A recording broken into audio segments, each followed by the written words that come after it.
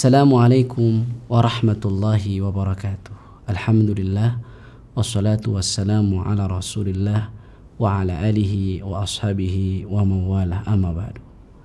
Sahabat sekalian yang semoga dimuliakan oleh Allah Rabbul Alamin, wabil khusus para orang tua, di mana mereka berkewajiban untuk mendidik keluarga sebagaimana firman Allah Subhanahu wa taala, qu anfusakum wa ahlikum nar. Jagalah diri kalian dan keluarga kalian dari api neraka. Menjaga keluarga dari api neraka artinya mengajar dan mendidik mereka. Lalu apa itu pendidikan? Al-Imam Al-Baydawi rahimahullah, beliau menjelaskan tentang makna at-tarbiyah atau pendidikan. Beliau berkata, at-tarbiyah hiya tablighu syai' ila kamalihi syai'an fa syai'an.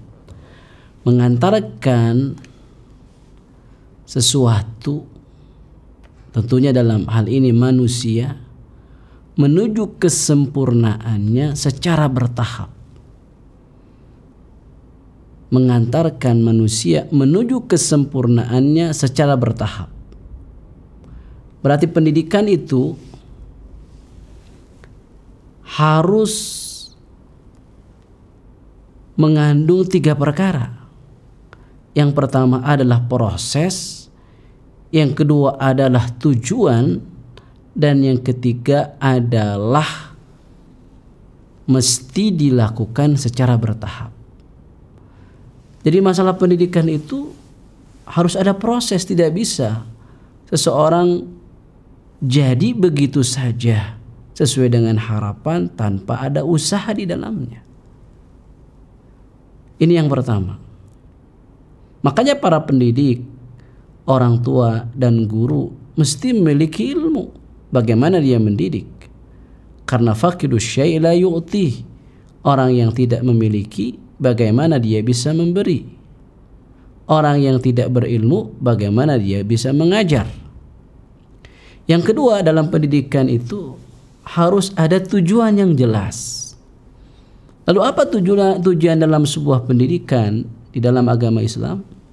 Tujuannya adalah menjadikan peserta didik sebagai hamba yang mentauhidkan Allah, beribadah hanya kepada Allah semata.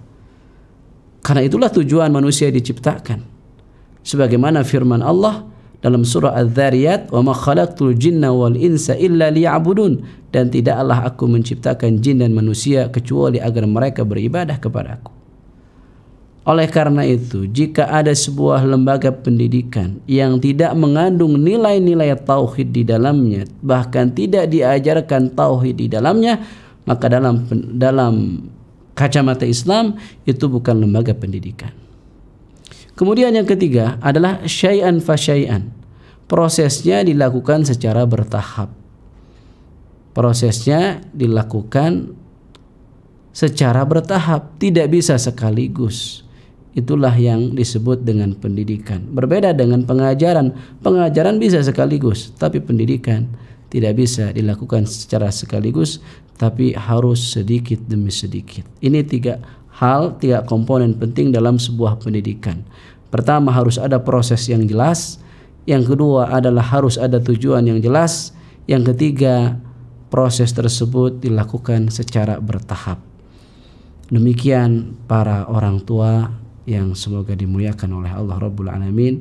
Ini bisa menjadi modal bagi siapa saja untuk menilai apakah sekolah atau lembaga pendidikan yang akan menjadi tempat anak-anak itu cocok sesuai dengan pendidikan Islam atau tidak.